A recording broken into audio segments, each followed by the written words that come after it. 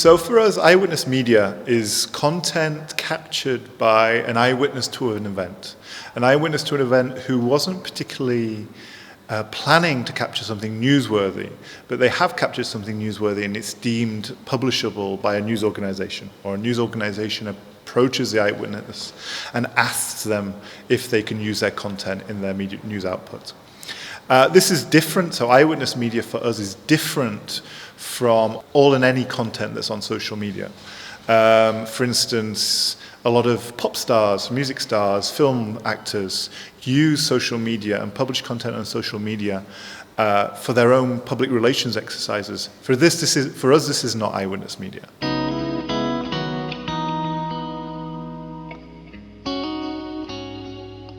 At EyeWitness Media Hub, we very much want to look out for or protect the uploaders of eyewitness media. Because what we see is when an event happens, when a newsworthy event happens, what often happens is journalists descend on the person who captured the content or the person who uploaded the content to social media with requests to use it, with language which is very legal, very, very obscure, that people don't always understand. So our principles, or what we want news organizations to think about, is to approach the public, to approach the witness, the eyewitness to an event, in a way that understands what they may have just seen. So they may have just seen something deeply traumatic. They could be overwhelmed with dozens of requests by news organizations to use their content. They could give permission to use their content to a news organization and not really know what they're giving permission to. So for us, the principles of using eyewitness media for news organizations are really focused around the uploader. So understanding the situation the uploader may be in, understanding the rights of the uploader, and most importantly, explaining exactly to the uploader what's going to happen with their content. Also, when it comes to crediting content in a publication, so when it comes to crediting content on air, in a newspaper, on a website, think about if crediting really is appropriate. Most of the time it will be appropriate, but in certain instances, crediting might not be the right thing to do. The person could well be somewhere they shouldn't be, or the person could be somewhere with somebody they shouldn't be. It may have an impact on their professional life if they are credited.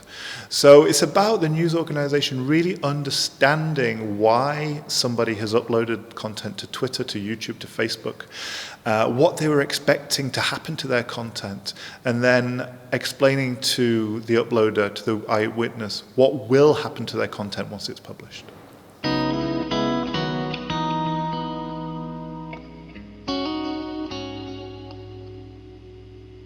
Eyewitness media allows us to tell stories we were previously unable to tell.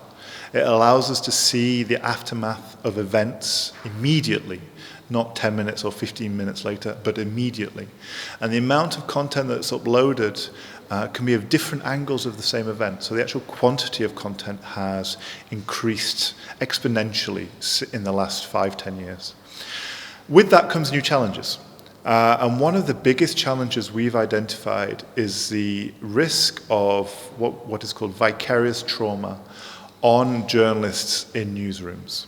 So previously, 5-10 years ago, we talked about the risk of PTSD, post-traumatic stress disorder, on correspondents in the field. So correspondents who were covering the wars in the Balkans in the 90s, the invasion of Iraq by the US and the UK in the early 2000s. These kind of people were, these kind of reporters, these kind of journalists were often treated or counseled for potential trauma.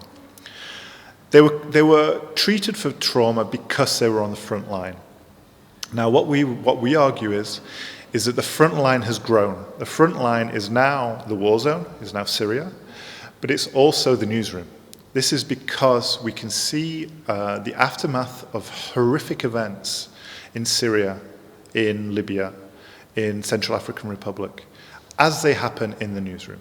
We strongly counsel news organizations to think about the impact of vicarious trauma on their staff. The problem is, number one, managers often are unaware of this. They're not particularly socially media savvy anyway. And number two, the social media editor's job is often given to very junior people, people just out of university, because they understand the internet. And those junior staff are often very scared to talk up. They think it might have an impact on their career, that they won't get interesting jobs in the future, and so on and so forth. So we really call on newsroom management to understand that looking at huge quantities of traumatic eyewitness media can lead to vicarious trauma, which is very, very similar to PTSD. And we would really counsel them to take this seriously and to actually introduce personal care plans for social media editors.